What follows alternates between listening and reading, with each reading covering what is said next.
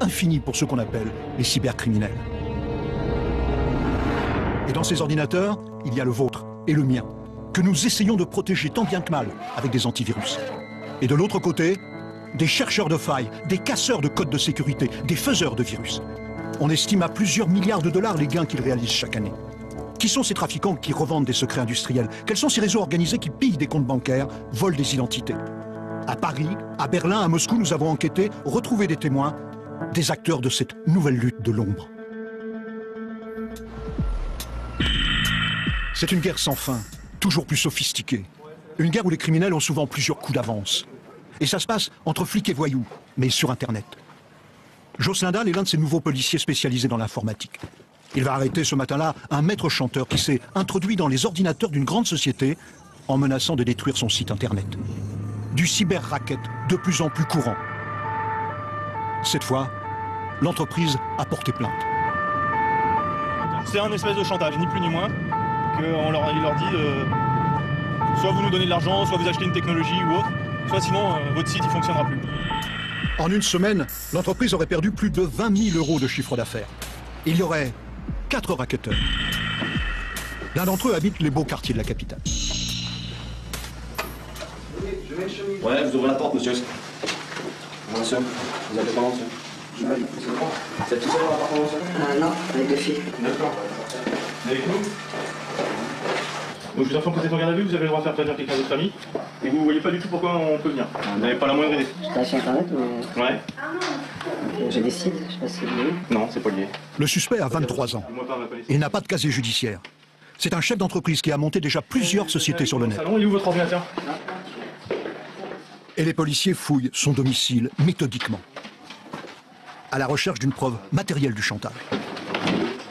Ouais. Et ils finissent par trouver quelques notes sur une feuille volante. C'est fait ça ou pas? Je sais pas. Vous savez si c'est votre écriture ou non? C'est votre C'est écriture? possible, mais c'est... C'est possible. Enlevez dans des poches, monsieur. Tu vois, de toute façon pas compliqué, il y a un petit carnet avec marqué la même chose. Regarde. Sur ce papier, le jeune homme semble avoir rédigé une stratégie contre la société qui a porté plainte.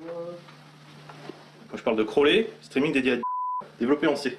Déjà, ça devrait vous parler un petit peu plus. Il va vraiment falloir que vous changiez d'attitude.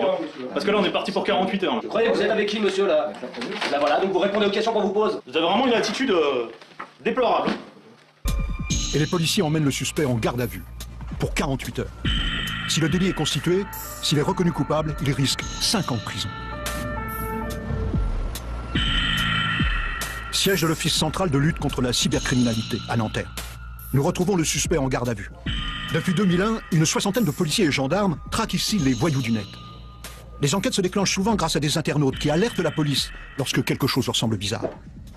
À cet instant, le lieutenant Dahl cherche à obtenir des aveux. C'est ok là qu'on a trouvé ce matin. Ouais. C'est toute la partie en bas.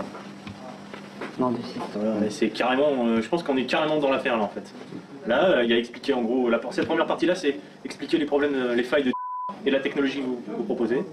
Là, on est d'accord avec il se passe ça. Là, on n'est pas d'accord avec et il y a écrit pas d'accord.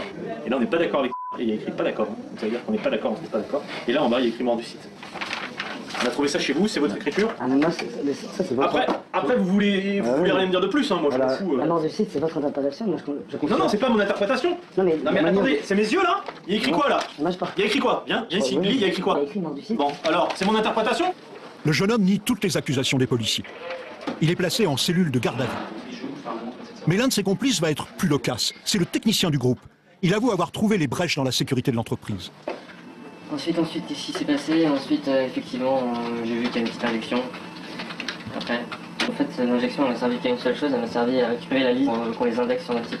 D'accord. En clair, tu as repéré une faille sur leur serveur. Sur leur site. Sur leur site, ouais. Et toi, avec un petit programme que tu as écrit, ça te permettait de rentrer en route sur leur serveur. Enfin, oui, de récupérer la base. T'as dumpé leur base. D'accord. Je crois pas que le juge il va tout comprendre. L'affaire est en attente de jugement. Et les 4 complices ont été libérés pour l'instant. Avec Internet, plus besoin de violence physique pour racketter une entreprise. Ça se fait à distance, avec un bon bagage technique. Et les particuliers ne sont pas à l'abri, bien au contraire, même lorsqu'ils croient être sur un site sécurisé, avec un petit cadenas. Voici d'autres enquêteurs de la brigade cybercriminelle se rendant chez un particulier qui vient de porter plainte. Monsieur Féminias de l'OCLCTIC? Est-ce qu'il y a un endroit où on peut s'installer pour... Vous pouvez utiliser ce bureau-là. La victime, Michael Brujas. Quelqu'un est entré par effraction dans ses comptes bancaires et s'en est servi pour régler des achats que lui n'a jamais faits. Restaurant à Madrid, billets d'avion à Londres, des villes où il n'a pas mis les pieds dernièrement. Au total, 2500 €. Quand on vous annonce des sommes de ce type, quand même, comme j'en avais parlé, on a l'impression d'être cambriolé, on a l'impression d'être mis à nu et d'être, voilà, de plus être maître de rien. Plusieurs clients de la même banque ont vu leur compte piraté. Alors dans cette enquête, les policiers recopient toutes les données des ordinateurs des particuliers, à la recherche d'une trace d'effraction, d'une piste à remonter. Et puis voilà. Est-ce que vous pouvez m'expliquer? Vous avez donc consulté votre compte bancaire? Oui.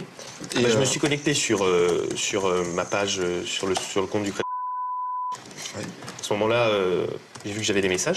Vous aviez eu confiance quand vous étiez sur le site de votre banque? J'étais même sur un site sécurisé. Hein. Enfin, je le voyais, il y avait vraiment le logo sécurisé. Le petit cadenas? Et le petit cadenas. D'accord. J'ai été trop confiant, je crois. J'ai été trop confiant et j'ai rentré mes coordonnées de carte, la date d'expiration et le numéro crypto sur un site qui s'appelait Securicode, justement censé sécuriser les achats sur Internet. Et voilà. Il pouvait alors se trouver sur une fausse page de sa banque. Mais il y a aussi une autre possibilité. C'est ça. Quelqu'un a pu prendre possession de votre ordinateur à distance D'accord. et voir vos habitudes, voir sur quelle banque vous connectiez. Et le problème, c'est que... Et quand vous les rentrez, il y a des systèmes qui enregistrent tout ce que vous tapez. Alors même si ça ne se voit pas à l'écran, dès l'instant où vous tapez sur le clavier, c'est enregistré et le pirate se resserre toutes ces données. Vous avez quelque chose à ajouter ou à modifier vos déclarations? Je vais les lire. Les policiers analyseront le disque dur de Michael Brujas, sans résultat. Mais comment entre-t-on dans votre ordinateur? Comment recopie-t-on vos codes d'accès secrets? C'est simple, on y introduit un programme espion, un cheval de Troie, sans que vous le sachiez, quand vous êtes sur Internet.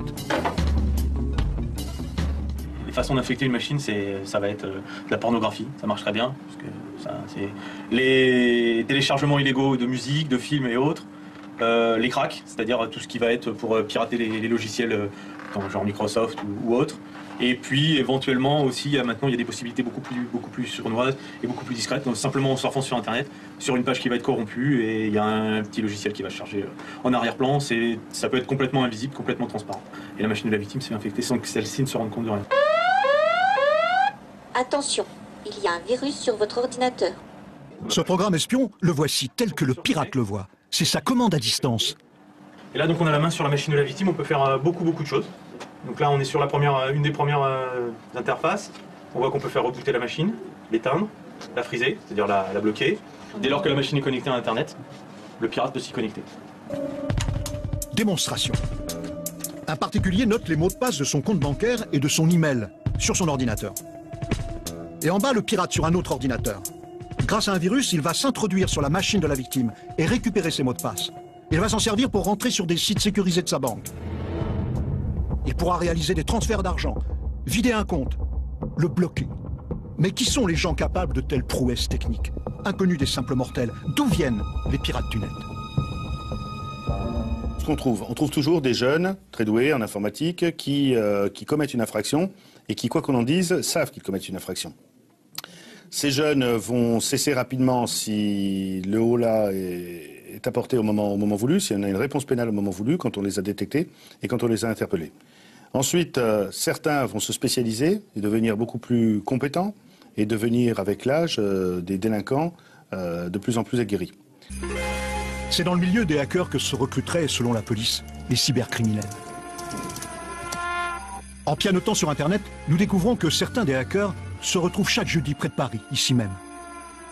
Nous prévenons de notre arrivée, ce qui a le don de faire fuir pratiquement tout le monde.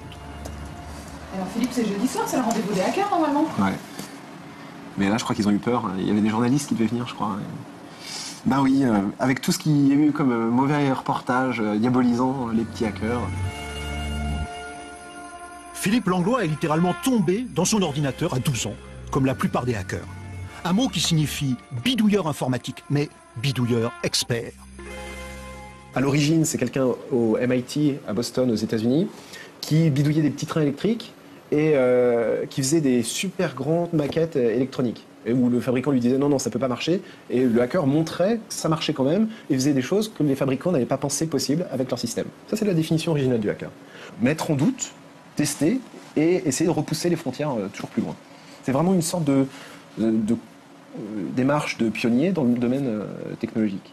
Mais est-ce que c'est vrai que les hackers ont toujours des problèmes avec la police ou avec les renseignements?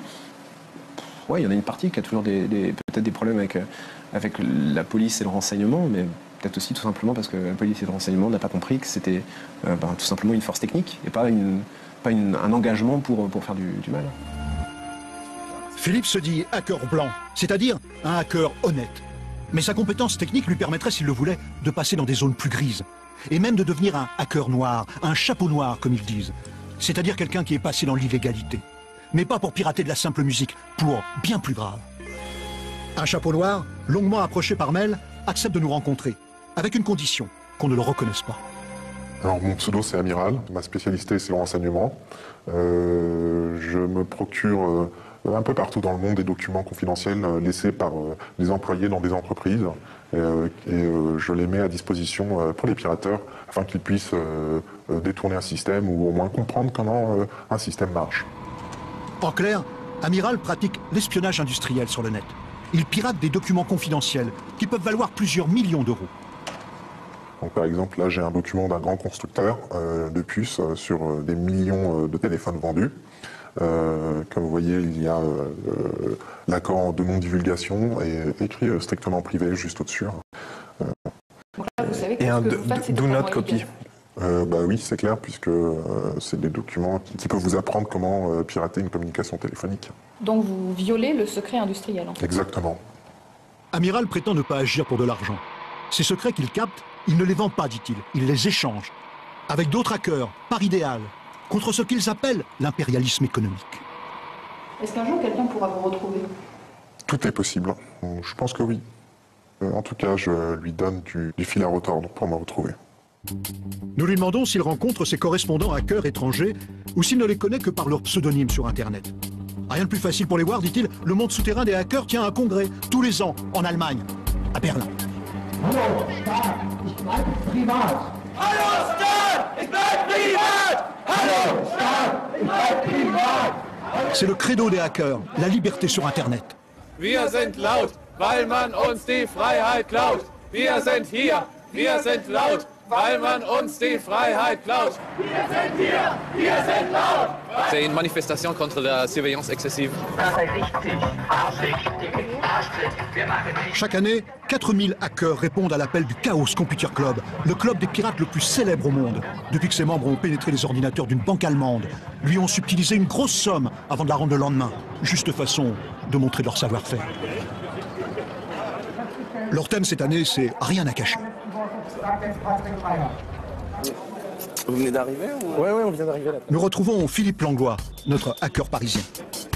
Et d'autres foot techniques, des fadas de l'électronique, des rois du fer à souder, des petits génies du téléphone. Et ça parle technique partout, entre initiés.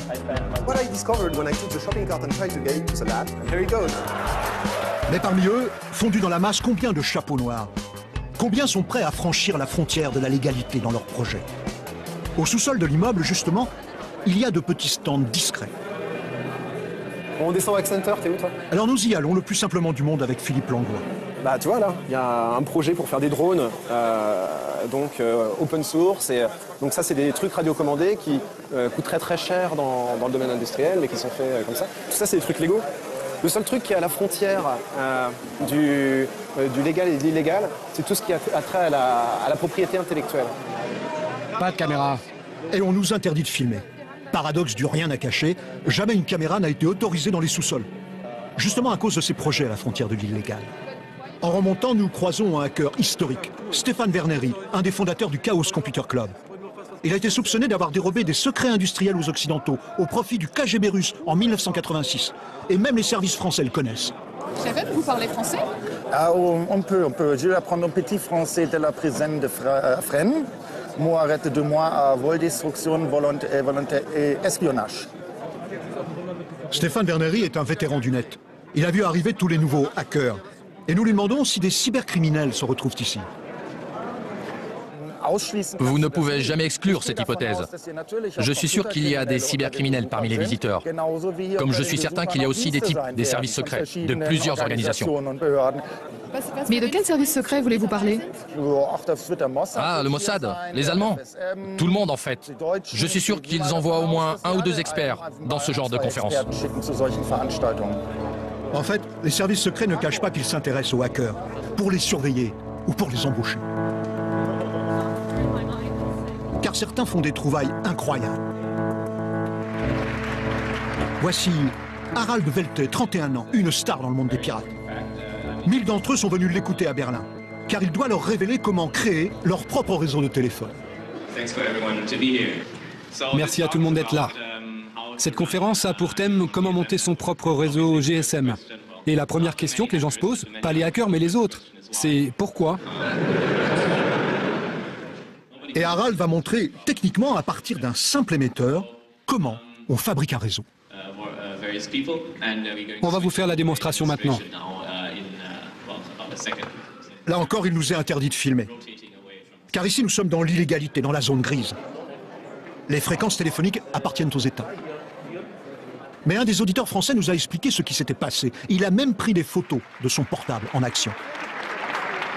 En plus des réseaux classiques allemands qu'il y a à Berlin, je vois un nouveau réseau qui se crée, qui s'appelle 00101, sur lequel je peux me connecter. Et à ce moment-là, s'affiche à l'écran derrière le présentateur les différents numéros de téléphone, les gens qui essaient de se connecter, ou d'envoyer des SMS ou d'appeler. Pendant 10 minutes, les hackers ont utilisé un réseau gratuit et sans aucun contrôle. Hey mec, bravo. C'est le paradoxe des hackers. Ils se créent leurs petits espaces de liberté, mais ils les rendent publics, afin d'alerter l'opinion sur toutes les failles de sécurité. C'est leur profession de foi. C'est seulement si le problème est rendu public que les gens en prennent conscience, qu'on peut faire pression pour le résoudre. Car si un petit hacker comme moi peut faire ce genre de démonstration technique grâce à des failles de sécurité, alors vous pouvez être sûr que le crime organisé, qui a beaucoup d'argent, a déjà demandé à des informaticiens de le faire pour eux. Une autre annonce à ce congrès, plus inquiétante pour nos comptes bancaires. Des universitaires ont prouvé que les soi-disant sites de paiement sécurisés utilisant la norme MD5 sur Internet, soit un site sécurisé sur 3, ne sont plus fiables. En gros, tous les sites de commerce électronique utilisent ce qu'on appelle des certificats qui garantissent leur identité, et ça a été cassé aujourd'hui. Ça veut dire qu'on ne peut plus avec, tu sais, les petits écrans qui disent si c'est sécurisé ou pas, c'est souvent un petit cadenas. Ben maintenant, on ne peut plus savoir avec ce petit cadenas si c'est vraiment sécurisé ou si c'est quelqu'un qui est en train d'intercepter les données. La sécurité sur le net n'est plus garantie. Et les plaintes des victimes de piraterie augmentent. En France, l'an dernier, ces plaintes progressaient de 10%, officiellement. Mais rares sont les banques qui acceptent de parler de ce sujet tabou. Bernard Gouraud, directeur des technologies d'un grand établissement bancaire, a bien voulu nous répondre, sous le contrôle de sa directrice de communication. Merci de nous recevoir. C'est rare qu'une banque nous accueille sur ces problèmes-là. Écoutez, il faut assumer ses choix et nous assumons nos choix qui sont de renforcer la sécurité de nos clients. Ce qui a dupé certains de ses clients, c'est ce mail frauduleux. Un faux qui imite les logos et les courriers de la banque. Vous voyez, sur ce mail, c'est typiquement une question qu'une banque ne posera jamais à son client. Votre compte a été verrouillé, donnez-moi les éléments de sécurité de votre compte. Nous vous demanderons jamais de nous les donner oralement ou de les échanger à travers un réseau informatique. Vous introduisez dans le lecteur... La banque pense avoir trouvé une parade grâce à ce petit boîtier. Lors d'une transaction en ligne, l'usager obtient un code unique, qui théoriquement ne peut pas être utilisé par un pirate, à moins que... Code à usage unique. Je ne vous certifie rien. La sécurité, c'est une sécurité à un instant T. Peut-être que dans 10 ans, la sécurité du moment n'est plus la sécurité qui sera la bonne sécurité dans 10 ans. Dans la plupart des cas, selon les banquiers, les victimes des pirates sont remboursées. Combien est-ce que ça vous a coûté, à vous, établissement bancaire, cette fraude? Permettez-moi de garder mes budgets d'investissement pour ma direction et... C'est un sujet difficile sur lequel nous ne souhaitons pas communiquer. C'est quel ordre de grandeur? Ça se chiffre en millions d'euros? Bien sûr. Derrière la plupart de ces affaires de piraterie, un pseudonyme revient souvent depuis 4 ans. Corpse, un mot qui signifie cadavre. Une signature qui joue avec des symboles sataniques ou communistes. Corpse est recherché par les Américains, par les Australiens. Rien qu'en Suède, il aurait volé 800 000 € à la principale banque du pays. Les Français ont identifié Corps depuis 2 ans derrière plusieurs virus, qui s'appellent Axe d'or, comme ici, avec une croix gammée, ou encore A311. Donc on voit le nom du virus, le nom qui lui a été donné par le créateur, donc A311-DES. On voit qu'il a été codé par Corps, donc on retombe sur les personnes après qui on court depuis déjà un certain moment, et dont on découvre donc que c'est lui qui est à l'origine de la création de Axe d'or. C'est-à-dire que le cybercriminel se trahit lui-même par son produit? Il met son pseudo, ils ont un certain ego, donc ils aiment bien qu'on parle d'eux. Ils se vantent. Voilà, ils se vantent. Ils font tous un petit peu la guerre entre eux pour savoir qui fera le meilleur troyen. Donc voilà, ils signent leurs produits. Chose étonnante, le pirate va jusqu'à donner ses contacts pour être joint en cas de problème. À partir de ce numéro ICQ, on a travaillé et on a découvert que c'était son adresse de service après-vente. C'est-à-dire que si j'avais acheté, moi, une version de son cheval de Troie sur son site prodexteam.net et que j'avais un souci technique, je pouvais correspondre avec Corps via cette adresse ICQ. Et lui me communiquer la manière dont faire fonctionner le Troyen. Donc ça veut dire que c'est quelque chose qui se vend sur Internet. Les virus, ça se vend. Les virus se vendent sur Internet. Ouais, tout à fait. Cette version-là coûtait à l'époque 450 € sur le site de Corps. Voilà. Corps ne se contente pas de vendre des virus. Il organise aussi des réseaux pour récupérer l'argent volé. Rien qu'en France, les policiers ont arrêté une 50aine d'intermédiaires qui ont accepté de faire transiter par leur propre compte bancaire l'argent piraté. Des gens un peu niais ou des faux naïfs. Pour la première fois, l'un d'eux accepte de témoigner. C'est du blanchiment d'argent pur et simple. C'est de l'argent qui est détourné à des sociétés. Vous servez juste de transit, tout simplement. Vous êtes une mule et un gros pigeon. Donc on passe par vous pour blanchir tout ça et vous en renvoyez pour alimenter les caisses de la mafia. Et vous croyez que vous faisiez quoi alors à l'époque si c'était pas ça? Mais moi je croyais à un travail plus ou moins légal et honnête. Ça je l'ai appris à mes dépens quand j'étais en garde à vue, encadré de 4 flics, voilà. Son histoire, il était chômeur, inscrit sur des sites de recherche d'emploi sur Internet. Un jour, il reçoit une proposition par mail, écrite en mauvais français. La compagnie internationale, l'agence d'emploi française, recherche un courrier financier. Il répond à l'annonce. Et j'ai été contacté par une certaine Patricia Hayes, voilà, pour travailler dans le milieu de la finance, mais qui restait un travail relativement simple et très lucratif, quoi. Il reçoit même un contrat de travail. Ce qu'il a à faire, percevoir de l'argent sur son compte, le sortir en liquide et le renvoyer par mandat.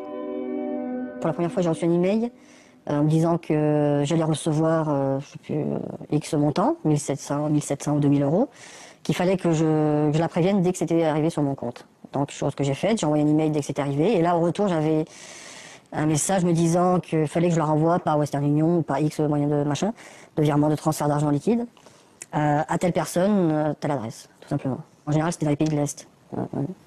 C'est-à-dire, vous avez des pays? Il y avait l'Ukraine, il y avait eu la Russie, il y avait eu, je sais plus quoi, Bulgarie, je sais plus quoi. Et au total, vous aviez fait combien? J'en ai fait 3. J'ai fait trois opérations de ce genre.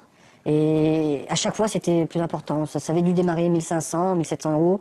Après, on me demandait 2000, après 2005. Après, on m'a dit, est-ce que je peux vous envoyer 5000? Après, j'ai dit non, stop. À chaque transfert, on lui donne une commission, 8%. Et très vite, ça fait une jolie somme. Je sais plus, 800, 1000 € peut-être. Hein. 800 ou 1000 €. Je sais plus exactement les chiffres exacts, mais c'était à peu près ça. Pour trois virements, quoi. Donc c'est très bien rémunéré, effectivement, puisque ça prend 1 heure, allez, grosso modo, le temps de remplir tout ça, d'envoyer tout ça. Bien sûr, le contrat de travail était faux. La société n'a jamais existé. Mais lui a été mis en examen pour complicité d'escroquerie en bande organisée. Il risque 5 ans de prison ferme. Pour les policiers, la piste de l'argent s'interrompt avec ces intermédiaires. Pour remonter la filière, il faudrait obtenir la coopération d'un autre pays. Celui de Corps, car la tête pensante que les policiers recherchent a laissé un dernier indice, comme pour narguer. Il a écrit que son virus est « Made in Russia », fabriqué en Russie. La plupart des pirates en matière de phishing et de vol de coordonnées bancaires sont en Russie, et ou sont hébergés en Russie, qui reste un gros foyer pour tout ce qui est cybercriminalité. Alors, Christian Agroum, le patron de l'office, multiplie les demandes auprès des autorités russes afin d'entendre Corps. Ça fait plus de 2 ans qu'on frappe à la porte, avec des déplacements pourtant sur place. Mais bon, c'est pas parce que c'est long qu'il faut pour autant désespérer. Hein. Et déjà, le détecter, c'est une bonne chose, et le faire connaître, c'est une bonne chose. Par nos demandes incessantes faites au niveau des autorités russes, forcément, il a pris quelques coups de chaud, et donc il y a eu quelques moments où il s'est arrêté de faire ce qu'il faisait, donc notre travail n'est pas vain. Officiellement, la Russie ne refuse pas de travailler avec les policiers français. Pourtant, cela fait 8 ans que les Européens attendent que ce pays signe un accord de coopération internationale. Nous nous sommes rendus à Moscou pour suivre les traces de Corps, le cybercriminel, afin de comprendre dans quel univers il évoluait. Ce que nous avons vu, un pays où les hackers sont rois. Voici les locaux d'un fabricant de jeux vidéo à Moscou. Il édite aussi un magazine appelé Hacker. À la tête d'une dizaine de journalistes, Nikita, rédacteur en chef de 23 ans. Nous travaillons ici. C'est notre table des hackers. Là, c'est Andrei. C'est un hacker cool. Pardon? C'est un hacker cool. Et qu'est-ce que ça veut dire? Un hacker cool, ça veut dire qu'il est très fort. En fait, je suis un spécialiste de la sécurité informatique. En ce moment, j'aime bien écrire des chevaux de Troie, par exemple, ou réaliser des exploits, ce genre de choses. Êtes-vous parfois en relation avec les chapeaux noirs? Oui, bien sûr. On est souvent en contact avec des gens qu'on appelle hackers ou black hats. C'est très intéressant pour nous. Et les journalistes du magazine Hacker vont nous montrer une chose incroyable. Des sites accessibles à tout le monde où l'on peut acheter ces virus afin d'infecter d'autres ordinateurs. Par exemple, si vous voulez infecter 1000 ordinateurs en Chine, ça va vous coûter 11 € seulement. Mais si vous voulez le faire en France pour 1000 machines, ça vous coûtera 150 €, et pas 11. Et que fait la police? Ils ne connaissent pas ces forums. D'abord, il faudrait qu'ils s'enregistrent en tant qu'utilisateurs. Et puis, ils ne savent pas où les trouver, parce qu'un jour c'est ici, et un autre là, d'un mois à l'autre, ça peut fermer et réapparaître ailleurs. Ça change tout le temps. Ensuite, ces hackers journalistes ont tenu à nous offrir une démonstration de leur savoir-faire. Un piratage informatique en direct.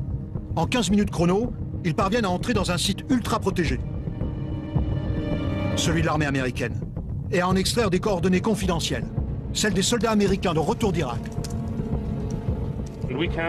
On peut télécharger toute la base, avec leur nom, leur prénom, leur date de retour de l'armée et leur région d'origine. La voici. Le hacker russe a accès aux données personnelles de hauts gradés américains, généraux ou colonels. Pour des services secrets ou pour des terroristes, ce listing peut valoir très cher.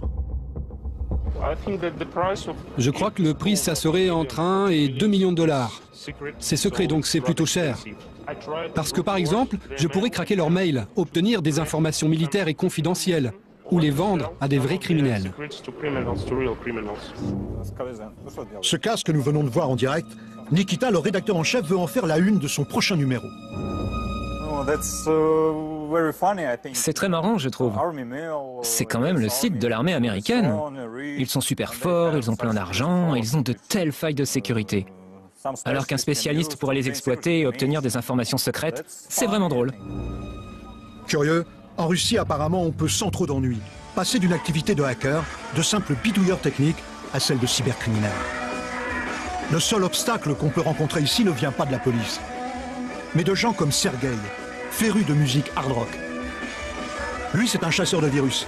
Il est chargé de trouver des parades aux astuces des cybercriminels. Et il pense qu'avec cette crise, il va avoir de plus en plus de travail. Je suis certain que cette crise va venir grossir les rangs des Black Hats, les chapeaux noirs. Ouais. Pourquoi? Parce qu'il y a de très bons spécialistes, des programmateurs, des ingénieurs en informatique qui viennent juste de se faire virer. Et il faut bien qu'ils vivent, qu'ils rapportent à manger, qu'ils payent leur loyer et qu'ils trouvent de l'argent. Mais où? Ils vont dans l'économie souterraine. Le lendemain, nous retrouvons Sergueï au siège de son entreprise, un fabricant d'antivirus. Privilège des petits génies informatiques, Sergueï peut arriver au travail à midi. Je n'ai dormi que 4 ou 5 heures. Là, j'ai besoin d'un petit stimulant. À l'intérieur du laboratoire d'analyse, sur les écrans, les virus du jour. Ce matin, les collègues de Sergueï en ont déjà identifié 350. Certains faciles à contrer, et d'autres pratiquement indéchiffrables. Cela, c'est le travail de Sergueï. La première chose qu'il fait, c'est de contrôler ses moniteurs de surveillance. Alors, des petits chiffres, des chiffres, encore des chiffres. Pour dire la vérité, je ne m'y retrouve pas vraiment dans tout ça. Je sais juste que pour mon travail, c'est très important qu'il y ait plus de vert que de rouge sur l'écran.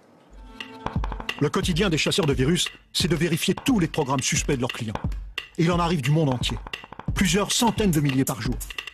Et parfois, il y a une grosse attaque d'un virus inconnu. Ça arrive à peu près tous les 6 mois. Ces derniers jours, il y en a une. Le virus s'appelle Kido. Et Sergueï tente de le décrypter. C'est pour cela qu'il ne dort pas depuis 3 nuits. Pour cette combinaison bleue de chiffres et de lettres. Au début, cela ressemble à ça. Tout est crypté. Rien n'est compréhensible. Le code nous est caché. Mais à l'aide de la magie... Avec la magie, petit à petit, Sergueï arrive à lire au travers des lignes le code informatique du programme. Et à trouver l'antidote. Nous lui demandons s'il voit passer les virus créés par Corps, le cybercriminel que les policiers français recherchent. Corps, la dernière fois qu'on l'a vu, c'était l'été dernier, en 2008. Et qu'a-t-il dit? Il était très grossier. Corps a fait savoir que les codes de son programme malicieux avaient été perdus, qu'il se retirait du business et qu'il ne s'occuperait plus jamais de ça. Après ça, je crois me souvenir que c'était au début de l'année 2008, il y a un nouveau gars qui s'appelle Shine, qui est apparu. Et lui aussi, il a créé un programme malicieux tout à fait comparable. Voici le programme. C'est Adrénaline. Sur ce forum, en ce moment, il fait partie des 5 meilleures ventes. Adrénaline est une version encore plus dangereuse du virus de Corps. Et on peut l'acheter librement sur Internet pour 3000 $. Est-ce que Shine est le nouveau Corps? C'est quelque chose comme ça. Shine ou Corps, nous ne parviendrons pas à les voir. Mais nous rencontrerons discrètement un autre trafiquant, un concepteur de virus, Alexis, qui tient aussi un forum sur Internet et qui est curieusement un indicateur de police en même temps.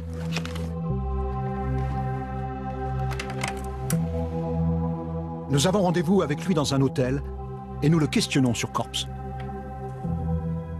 J'ai entendu dire que la police l'avait repéré, qu'il l'avait arrêté. Mais finalement, c'était pas lui. Je ne sais pas, peut-être qu'il avait pris l'identité de quelqu'un d'autre. Mais je lui ai parlé hier, il va bien. Alexis est crédible. Il nous montre le mot de passe de Corps, qui est membre de son forum. Corps, c'est une équipe ou c'est un seul homme? Corps, c'est bien un homme, mais il travaille en équipe. Il n'a pas écrit son virus tout seul. Il en est l'auteur, mais il travaille avec 3 ou 4 personnes différentes. Alexis prétend faire partie d'une autre organisation. Elle fonctionnerait sur le même modèle que celle de Corps. Nous sommes 3. Il y a le gars qui écrit le virus pour infecter la machine. Moi, j'écris le code pour convertir les données. Et puis, il y a notre chef. C'est lui qui parle aux clients, qui chatte dans les forums, qui vend notre virus et fait notre publicité, qui aide les utilisateurs, qui organise le tout ensemble. La bande ne se rencontrerait jamais, correspondrait par Internet. Leur virus se vend 300 $. Voilà ce que le virus a réussi à voler. Comme vous le voyez, c'est du charabia.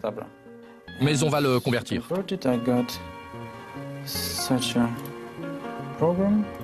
Cet énorme fichier recense toutes les machines qu'il a infectées à travers le monde. Et derrière chaque ligne, toutes les données volées à un utilisateur.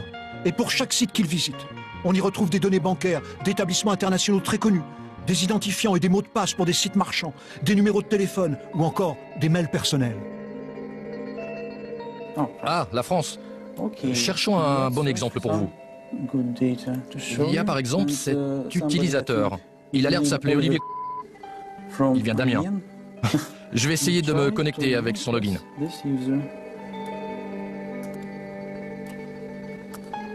Et à 4500 km d'Amiens, un pirate russe parvient à s'introduire sur le compte personnel d'un utilisateur français de téléphone.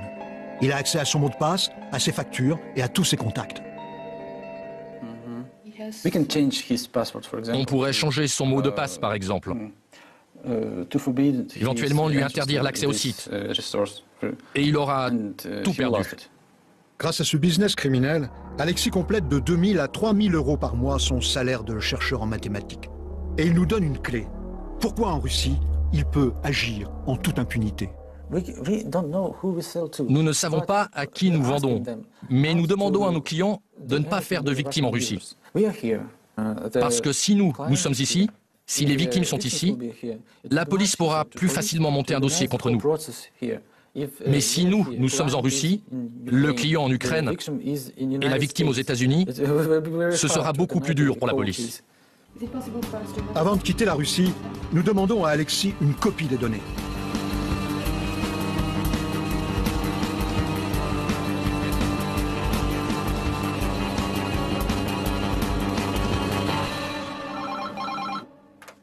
Lieutenant, j'écoute.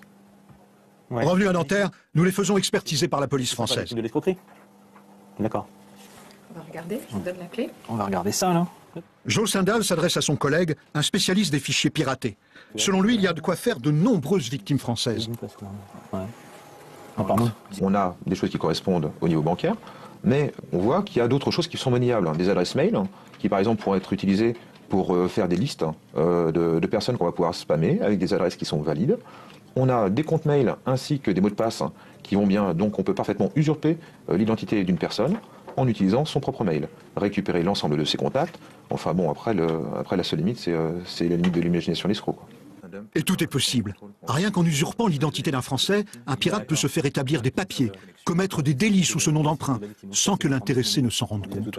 Et ça pose un gros souci aujourd'hui, c'est que les gens ont du mal à prendre conscience des choses qu'on peut faire sur Internet et de la protection qui doit être donnée. Et les gens, en fait, c'est incroyable le nombre de machines qui n'ont pas d'antivirus ou qui n'ont pas d'antivirus à jour, pas de pare-feu, etc. Les gens ne se rendent pas compte du danger et des risques qu'ils encourent. Et ça, c'est notre gros souci à nous. Ils se comportent sur Internet comme ils se comporteraient jamais dans la vie réelle. Des victimes piégées à leur insu. Nous avons contacté l'une des personnes françaises qui se trouve sur la liste du pirate russe. Une fois la stupeur passée, après notre appel, elle accepte de voir les images que nous avons tournées et qui la concernent directement. Ah, c'est bien les bonnes données. Hein. C'est-à-dire ? Le mot de passe, c'est moi qui l'ai créé, donc c'est celui-là. Le numéro de téléphone, c'est celui-là. Le nom, c'est celui-là. Et quelle est votre réaction quand vous voyez ça ? Enfin, pour l'instant, je suis surpris. Je me dis que ça vaut pas le coup de pirater quelqu'un comme moi, pardon. Mais... Depuis 2 ans que ce virus est passé sur son ordinateur, il n'a rien vu. Ses programmes ont bugué, certes. Il s'est fait dérober 100 € sur sa carte bleue, mais il ne croit pas que cela vienne du virus. Quand vous vous montrez ça, qu'est-ce que vous allez faire maintenant ? La seule chose que je vais faire, c'est sûrement changer le mot de passe de... Est-ce que vous allez porter plainte ? Non, franchement, j'en ai pas envie. J'ai pas envie de perdre de temps avec ça.